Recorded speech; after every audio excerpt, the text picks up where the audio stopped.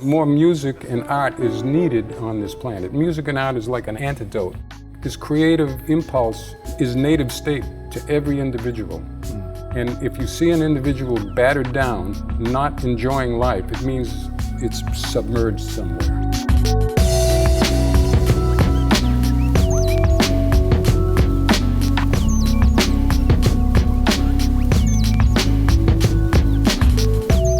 Chick Corea. I say those names, and from my youth of growing up as a little drummer on Long Island, being able to hear and be inspired, teachers like Max Roach that I had, these great, great teachers, when Max said to me, you have to hear this album, Bitches Brew. Max liked Bitches Brew? Oh my gosh, Max loved it. Oh, cool. And part of the lesson was we listened to it together, and he took me through his interpretation of what it was and what I thought about it. It was boy, I wish I had been a fly on your shoulder. What a great lesson that was. Yeah. Then a couple years later, 73, Light as a Feather comes out. At which point my teacher, Joe Morello, said to me, you gotta hear this album. Light as a Feather. So what do? We sit in the lesson and we listen to Light as a Feather. We're just blown away by the happiness of the music. And I say that word very carefully because that to me is what you embody. There's a happiness in your music that is so obvious and so evident. Then, 1976, I'm studying with Shelly Manne out in California. He brings Leprechaun album. Listen, the thread in there was Chick Corea. And all it was happiness. Happiness, happiness, happiness. Oh, thanks, man. This is what you do, which is so powerful. Yeah, I appreciate that. Where did it begin with you? Where did music in the entire form? Before we do that, you have to tell me, when you listened with Max, I think that was... See, because I did a solo concert with Max one time in Sardinia. When was that? What year was that? Do you remember? That's what I'm trying to remember now. It was in the 80s. Right, it was probably after... Way after that, yeah. Because way after that. It was 1970 when Bitches Brew came out. That's right. No, in the 80s, we did a gig where I opened the show with solo piano. It was an outdoor gig in Sardinia, in Calgary. And then Max came in and did his solo drum thing. And he played tunes. He announced tunes. You know, he announced, great, okay, right? I'm going to play How Deep Is the Ocean now. And he played it, and you can follow it. And and then we did a duet set together. And my wife Gail came up and sang, and his lady came up and sang, and it was a glorious time. But I loved Max. Al Foster and I grew up on Max and Clifford Brown and Max's bands. Very deep, very deep music, all the time. Yeah, it's fantastic. So you're hearing this music. You're involved with incredible musicians in your life, and a lot of the names that you're mentioning. Part of what we want in this generation that watches this is when you mention a name like Clifford Brown, they got to go and do the research.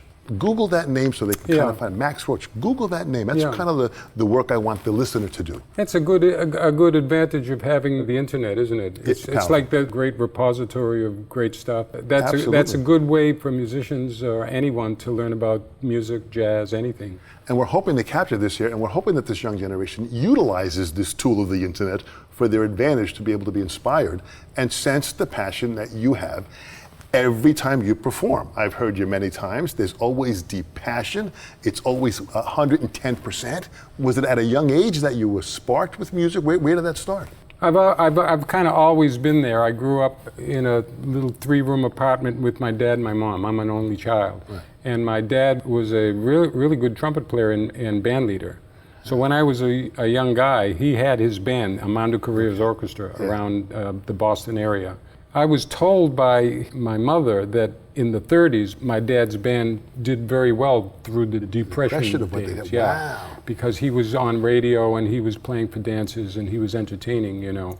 My dad was in love with Miles and Dizzy Gillespie and all forms of jazz, so our apartment was filled with 78 RPM recordings, and so it was me and my dad and his musicians, and and it was just an environment of friendliness and creativity and music that I always felt a part of. So I don't remember like a moment of saying, well, gee, I want to be a musician.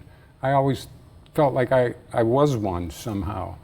And then the piano arrived when I was 4 years old, and I began, you know. And did you start just playing it with lessons? Was there a teacher that came by? Well, my dad. My dad was there.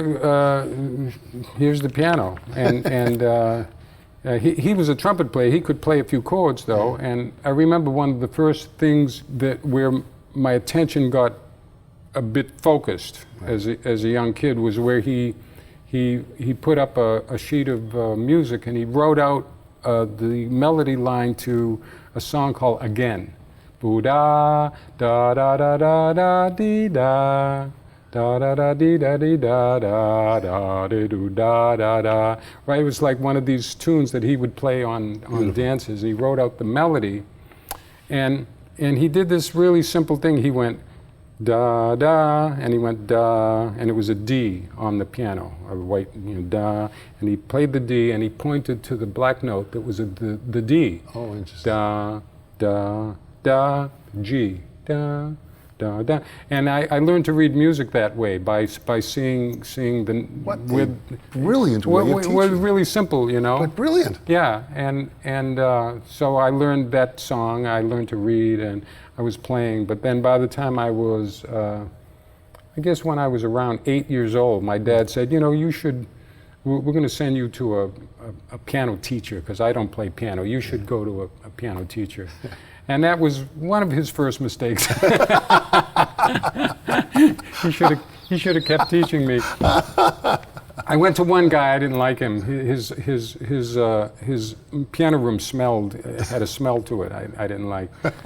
Funny, the smell you remember? Yeah, I remember the smell. It was like I don't like the smell. And I mean, body odor even. I think he was a bachelor. Whatever. Anyway, I didn't go to him too much anymore. And then I went to another, my dad found a friend of the family named Salvatore Sulo, who was an Italian guy born in America but sent to Milan because he was a wayward child. And they threw him in this university for music. And he studied classical piano. And he came back and he was playing with the Boston Symphony Orchestra. He was a classical pianist. And so I auditioned for him. He said, play me something. So I played ba-doo-dup, ba-doo-dup, ba-doo-dup, ba-doo-dup, ba-doo-dup. I played Perdido for him, Absolutely. He said, oh, that's that Dizzy Gillespie stuff, huh? And he laughed, He didn't know anything about jazz, Anyway, he took me on as a student and he showed me, he introduced me to Chopin and Bach and Scarlatti and showed me some things on just playing the piano and how to work with a new score that stay with me to this day. That was a very good thing for me. And aside from that, it was about my only. I stayed with him for a couple of years. That was about it. Were you working out of any books? Did he have books that he had you going through? Yeah, he brought me. Yeah, he had some. There's this one set of books I recommend actually. Florissano Rosamonde. Rosamonde. I think it's ROS. Rosamonde put out 8 volumes of piano exercise books that my teacher recommended. I went through some of the first volumes of them. Those were interesting stuff, just exercises at the piano. But I got tired of playing exercises in that way, and the way I enjoyed learning to improve my technique was by choosing certain pieces that I want to learn and just working on them. So were they mostly jazz pieces? No, at the beginning I was studying. What Sula was giving me was easy Bach and Chopin and Beethoven. Yeah. But then at home, I began to do my own researches and transcribe from recordings and write my own music. I mean, this is through grade school and through high school, and I began to write. Actually, Horace Silver was the first pianist-composer that at a young age was something that wasn't too daunting for me. Right. I was able, I listened to Bud Powell earlier than that, and I loved Bud, but I couldn't follow him. It was too quick. Yeah. So Horace came with his tune, boom boom boom, boo-doo-doo-doo-doo-day, beep boom boom boom, boo-doo-doo-doo-dee-da. Like really simple, like grooving, great music. And I used his recordings as a learning experience for me. I transcribed them. I put a trio together and played those tunes. I actually transcribed his solos. I transcribed his trumpet player's solos, Blue Mitchell. And I recommend that as a really great growing tool to hone up your ability to recognize pitches and recognize harmonies and understand the whole flow of music is to just transcribe. Get something that you enjoy at a gradient that you can tackle, right, and start transcribing. Either write it down or memorize it and play it back on your instrument, whatever it is. So within the ability that you have at that moment, listen to music that is reachable for you. Yeah, like Bud was too difficult at that Yeah, point. yeah. And Horace was reachable, so I put a trio together of Horace's music. And do you know the name Herb Pomeroy? Absolutely. Herb Pomeroy had a great Yeah. band in Boston at the Stables, and I used to go listen to Herb Pomeroy's band. And Herb, when I finally met him and he knew I had this trio, he gave me my first gig in a club with my trio playing at some Sunday afternoon at the Stables. It was thrilling. So now you're playing, you're performing with the band, and you're starting to get the taste for live performances with the band. I mean, it was at the beginning stage of you saying, this is what I want to do? Like I said, I knew what I wanted to do from when I was a tot, but I was just now getting into seeing how it all worked, I guess, taking one thing to another. I'm still under the care of my parents, right, and I got my eye on New York, because New York is where all my heroes were. Yeah. I'll give you a list of names. Absolutely. I graduated high school in 1959. Okay. A couple of years before that, we made a couple of trips to New York. My parents took me. But by 1959, I had my driver's license, and we had our first car. And I used to make that 4-hour trip. And I was in search of Miles Davis's bands, Sonny Rollins's bands, Ornette Coleman's bands. Art Blakey and the Jazz Messengers were around during that time. He always had great players in that band that became right, fantastic musicians. Yeah, and Tito Puente and Eddie Palmieri. In Boston, I got interested in Latin music, and so Eddie Palmieri was one of my big inspirations. Beautiful player. So my eye was on New York, and the fall after I graduated in 1959, I moved to New York. I got a scholarship. Okay, good. That's all right. So you got a scholarship to go into Columbia. You get down to New York, and you go to Columbia at the school. Yeah. Who's there now? Well, I lasted at Columbia for about a month. And during that month was the first time I saw Miles Davis's quintet play live at Birdland on 52nd Street. Fantastic. And there was Miles. Well, I got there early, real early. I was maybe the first one in the club. And walked downstairs to the old Birdland. Yeah. And the first guy to walk out on stage was Paul Chambers. He walked out, held his bass, and just waited. Then Philly Joe Jones came out on the drums, and Wynton Kelly walked around. He had a hat on, a drink, and a cigarette, and he sat down at the piano. And then Train came out and stood there. And I remember just thinking for a long time, they're all standing there, like they were just kind of staring out into space, waiting for Miles. It was like a dramatic moment. Then Miles walks out, in this really neat, short, tight suit with some sunglasses on, actually, and picked up his Harmon mute, put it in the horn, very relaxed. Didn't say anything to the audience. Put the Harmon mute, the horn up against the microphone, and he went boo doo boo beep. Ding ding, and they played. They launched into their set, and I was changed forever. Yeah, it's pretty powerful to have seen Miles live. You're in the audience, then you get the chance to play with him. What was that like to be able to play with him? That night I just described was in 1959. It wasn't until 1968 that I got to play in his band. Yeah, and it was glorious because I had begun to follow Miles's career before I moved, because my dad had the 78 RPM of Miles on playing with Charlie Parker's band on Dial Records. Miles was 17 or 18 at the time, yeah, playing with this beautiful sound. You could recognize his lyricism already, even though he was bebopping it, but he had his own thing going back then. So I followed Miles's recordings from his first solo recording in 1951 with Jackie McLean, Sonny Rollins. Absolutely. I followed I got every recording that Miles did and studied them. Actually, the day I met him it was 1965 or so, and I was playing in Blue Mitchell's quintet I got the gig. I got the gig replacing Horace Silver in his own quintet. Oh, fantastic! Because when Horace wasn't working with the quintet, Blue Mitchell would organize the guys like Junior Cook, Gene Taylor, and Roy Brooks, and they'd go out and do gigs and call themselves the Sister Sadie All Stars. Yeah. Which was one of the titles of Horace's tune, Sister Sadie. Sister Sadie. Yeah.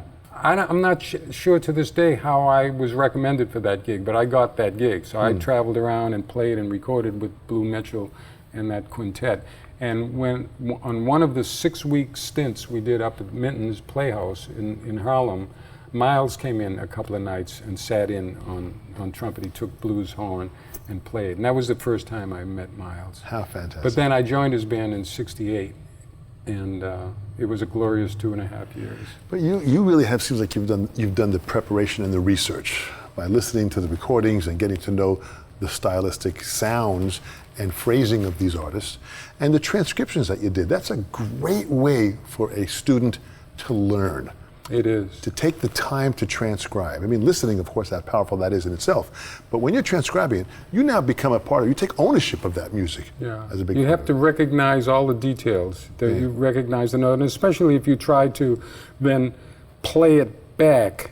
Like what I used to do with Bud Powell's transcriptions when I could finally transcribe some of his stuff. Yeah. I remember when I lived in my first apartment in New York City, I had my stereo speakers behind me, and I'm sitting at the piano like this. Yeah. The turntable was behind me, and I put the track on that I had just transcribed, and I would put it at a volume that would be equal in my ear to the volume that was coming from my piano, so I could melt my piano sound into the recording, and then try to just really duplicate completely Bud's phrasing. Just Interesting. being able to duplicate something exactly is a skill that can be used to gain information. You don't have to, it doesn't mean that you're trying to be like that person. Well, you are. For that moment, you're trying to be like that person. Yeah. But it's information that I would take to then help me with understanding myself and my own ideas, and Beautiful. then do it my way and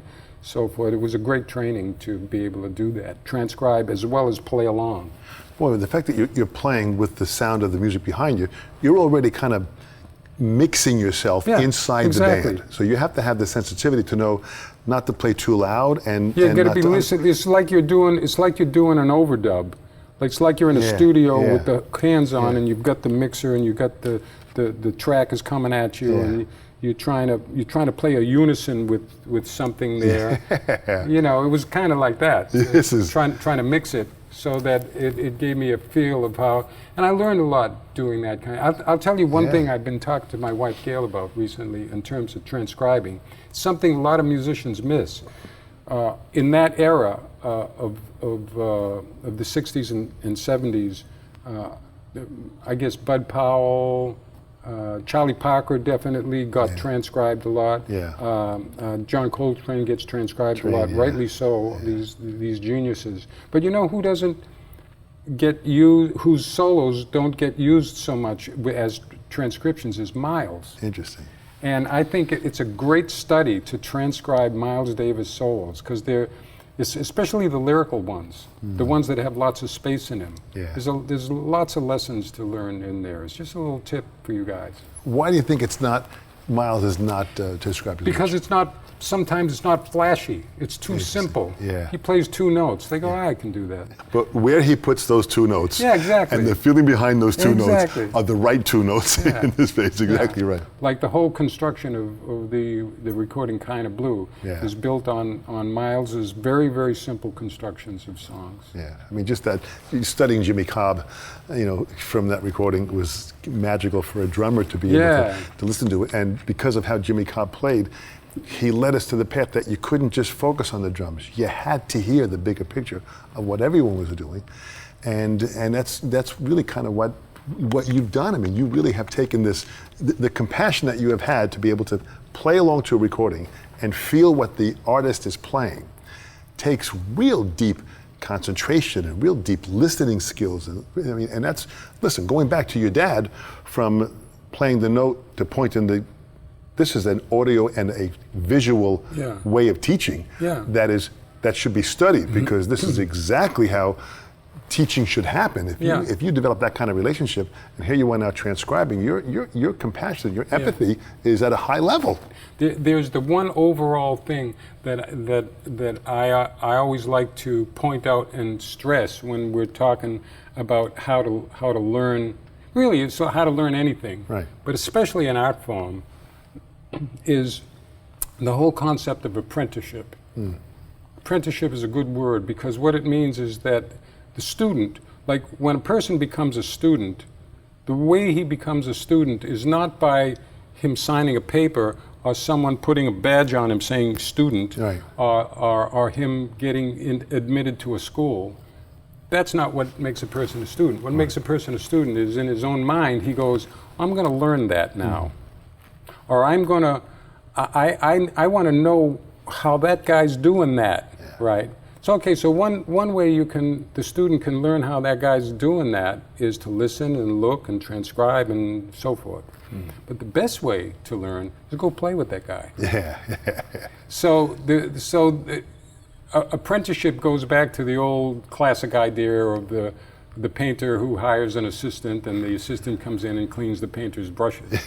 Well, that's true. It's very, very true. And it to be in the environment of a master, or doesn't have to be even named a master. It's anyone that the student chooses to learn from. That's how a teacher-student relationship is set up. Teacher never chooses the student, ever. You can be a teacher in front of students who have paid their tuition. If they haven't chose you, you're not their teacher. They'll be listening from a distance, see. But it's the student who goes, he gets interested.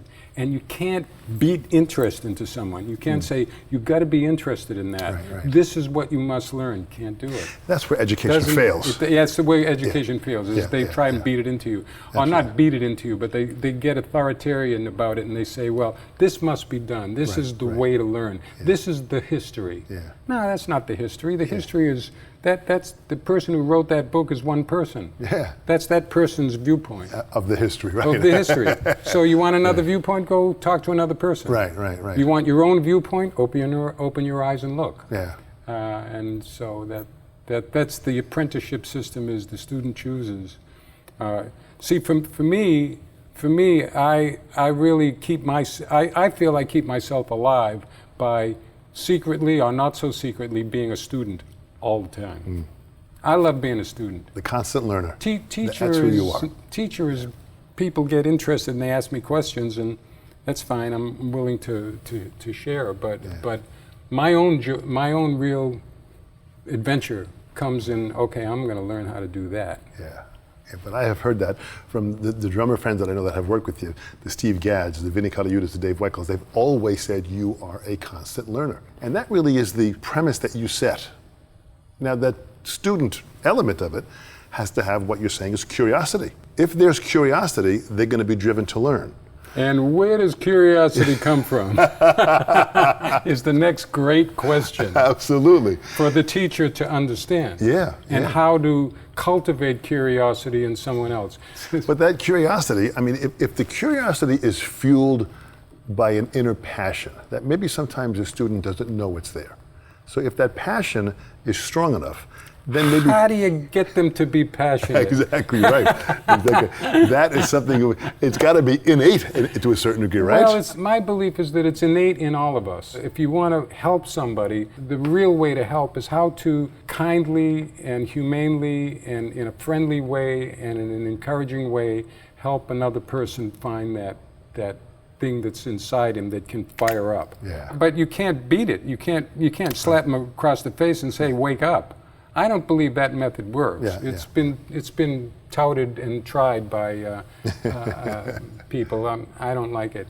What's amazing is what I have seen with many piano players that have followed you is you have been a guiding force for the influence of piano players to hear you playing, start to learn the tunes that you have written that are fun to play on any instrument. They're just fun songs. I go back to that happiness and that happy spirit that's inside the song, that you spark this, and wherever that comes from, you say, where does it come from? In the process of where that comes from is, we don't know the higher spirit that puts that involved in to produce a Chick Corea, but you have it, and that pulls millions of listeners to a higher level of passion. They have the curiosity, and they're following you in this journey. Well, it's my pleasure, of course, to see that effect. I mean, one of the advantages of my profession, which is I get out on stage and I play, and it's live music. Yeah. Live music, by the way, is archetypical. Yeah. It's like ancient. It's like caveman style. It's like it will never change, no matter how the technology changes. There'll always be a person who has the impulse to want to entertain someone or show them something. And they want to listen. Yeah, and they want to listen, and it's live, and it's like with the more you can present something cool, and they listen, and it's this communication that goes on. It's it's there, and a cool thing about that profession is during every rendition, like while you're playing, and especially after a tune is over, or after a section of a tune, or after a set, or after an evening, you see with your own two eyes what the result of your performance is. Because to me, that creating that effect on an audience is the ultimate description of what an art form is. It's the communication of something of quality that you have to a listener, and so you see the result every time. So you can keep on correcting yourself. You can go, immediately. Oh, that kind of worked. That didn't work so much. If I went over here and did this, or if I do that, and not that you're looking to please the audience all the time, but you're looking to find out with what you want to communicate. Like I don't always have to communicate everything that I personally. If I communicated everything that was my own personal private taste in music during the whole set, everyone would walk out. I doubt that, but I understand what you're saying. Yeah. But that's the ultimate of this language that we do with music, this universal language, that we can go to foreign countries that maybe they don't understand English that well, but when you begin to perform, you touch them, and you touch them at a place that empowers them to pull them in. I think what you do so well is you know how to read a crowd, because you'll sometimes change a tempo or a tune or something at that moment that was exactly what that crowd needed to hear, but you didn't do it the next night, you did it differently. That's what that crowd needed to hear. That's another innate something that you have that is totally magical, because it works every performance. It's a simple thing called communication is really what it is. At a high level. At a very high level. It's communication. It's trading ideas and responses back and forth. It's getting your idea across to someone, and then seeing what their response is and taking it in, and then giving it back again, and it's back and forth. One of the reasons why when I go into a venue, one of the things we do at soundcheck is lighting, because the usual way that a performance is set up is the performer is lit, and sometimes with spotlights and lighting, and often these days, the audience is dark, and then the other thing is the stage sometimes is raised, the audience is down here, so you're looking down and the audience is looking up like that, and there are these physical separators between the performer and the audience, so it makes it even that much harder to communicate. So therefore, what the performer then does is he starts to turn on effects, more lights. How about some fire? How about like putting a video on? How about turning it up louder? Let's get across to those people. And to me, it takes away from the music. It cuts the quality of the communication down, I think. But there are tastes in this. So you like the smaller, like you like the blue note, where people are right there with you at that feeling? I like any size audience as long as I can see them. Interesting. And they can see me, and we can have a conversation. Are you working on anything now that do you see yourself like in the next 2, 5, or 10 years doing anything different with your music? Yeah, I'm floating more toward what I always considered to be a basis to all of my music, which is, at first it was improvising, just being an improviser, but then it began to be, as I began to learn how to listen even to myself, you know, when I improvise, if I switch on this awareness that tells me, well, look at what you're playing, then I can capture a bit of my improvisation. and retain it. And that's where the composer comes in. So then I start to write things down. I make compositions, and then if I start to consider what kind of an orchestration I want. Is this a trio gig, or is this a duet? Is this a 5-piece band? What is this? Is this an orchestra? And then the composer. So what I'm saying is the composer's thinking and action is more and more what I love to do. And so I'm writing more. I'm entertaining, writing for others also. Interesting. Maybe for orchestras. Interesting. And that kind of thing. See, the way I grew up as a composer was the opposite of what in the business is called composing for hire. Right. Yeah, where you're given money, like you write for a movie, or you write an arrangements for someone, they pay you, or whatever it is. You write for hire. But my whole life, I've never written for hire. I've not that I didn't want to. I would have loved to get money for writing, but my writing was always like, well, I gotta do this next record, so I'm gonna write this music. Right. Or I have this idea, I'm gonna write this down, I'm gonna play that with my trio. Or I'm gonna write this piano concerto for myself because it's, So I've never written music for hire, but now I'm gonna hire myself out a little bit. And see what I can do with that. That's one direction. The other direction is I'm going to present my different kinds of music. That I don't only like one kind of music, and it's hard to it's really hard to put everything I like into one performance or one band. Although I try hard sometimes to get it in, and sometimes I do get it in, but you almost don't recognize it because little parts will come by. Oh, that was solo piano. Oh, that was an electronic. Oh, that sounded like a fusion band. Oh, that sounded like jazz, or whatever. Like for instance, I have a project now which I plan on doing something with. About a year ago, I did 8 weeks at the Blue Note for my 75th birthday. I remember that. Yeah, I did 80 shows, and two of the nights I put together a new group with Marcus Gilmore on drums, and he had some electronics set up with his drums.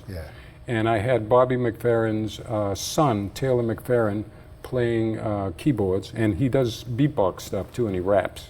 He's got a good voice. And this wonderful friend of mine, this great Cuban composer and saxophonist named Giovanni Terry, played soprano and alto, and he also plays great hand percussion. He comes from Cuba and he knows all that stuff. Naturally, he plays cuica, or the cuica with the beads around it. With the beads around it. And the idea, and I had my electric keyboards and my piano, and the idea of this band, I called it Experiments in Electronica. And what it was is we completely freely improvised all the music. No talking, nothing. Get up and just play. Whatever, you see. What came out with these particular musicians was very gratifying.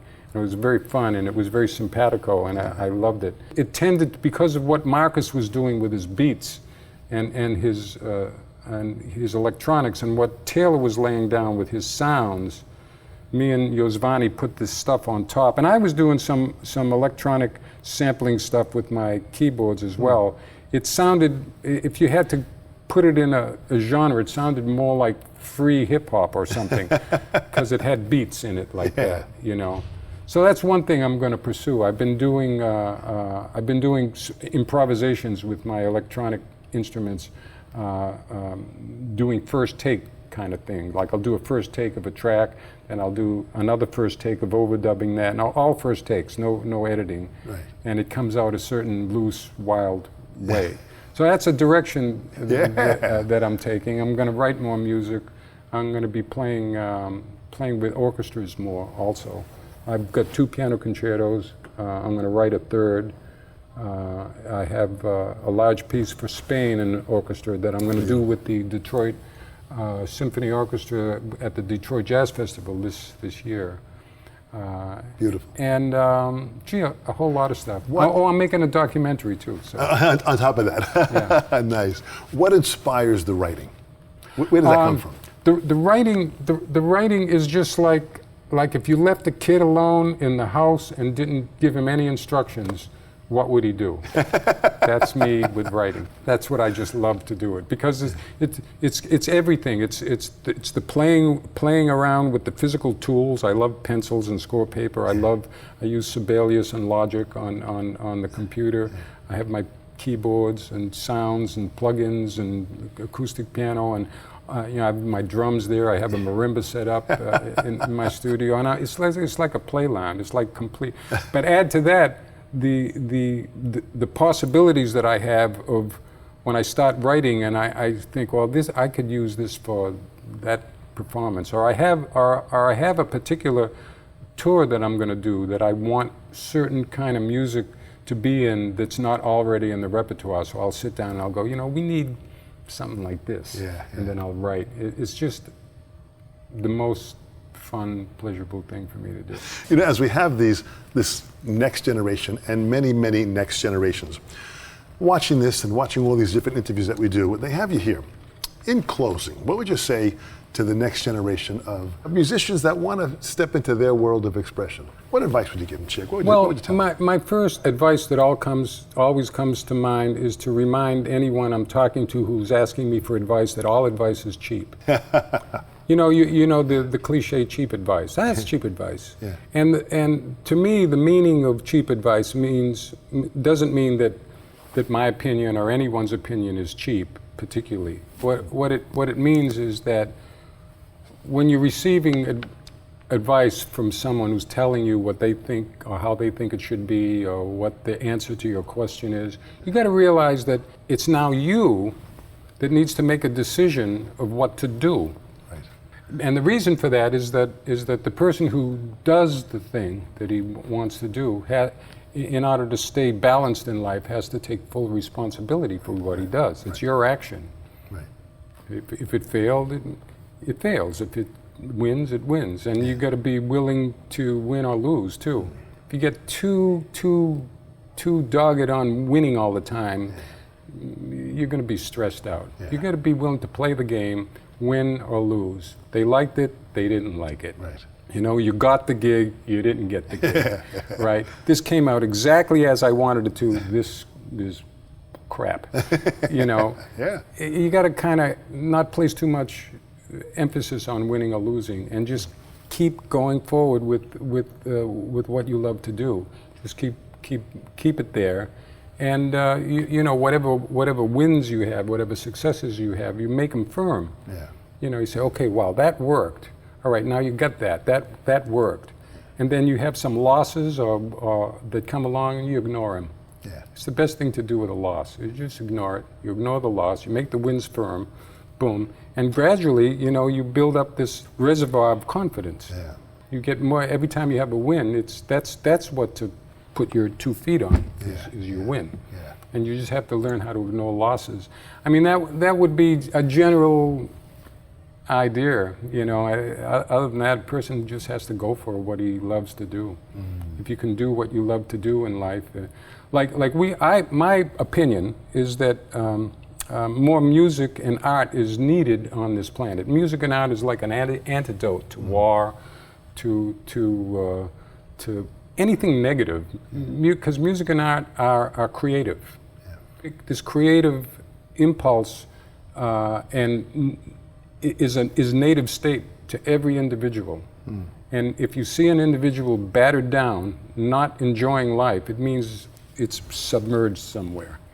And so just play them some music, just help it come up. So I encourage people in any generation to enter into the arts in any way they want to, either to become a performer or whatever they want to do, or to become a participant, even to go and listen to music, or to participate in their community somehow in the arts, because it brings a community up. Yeah. I mean, or a family up. It brings it up. The more art there is within a group, I think makes it easier to think positive thoughts. So when it comes to ideas of conflict, then maybe you've got enough free spirit to think of resolving it with communication rather than bombs.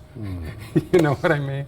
Well said. So it's a good purpose, as well as being the most fun thing you can do in life, which is to create. So I encourage everybody to, in their own way, no matter what their job in life is to be involved in creation, creativity. Because you can create as an administrator too. Absolutely. I'm running my own business these days. I'm having fun doing it. So the balance of art and business and personal life, you have found a balance.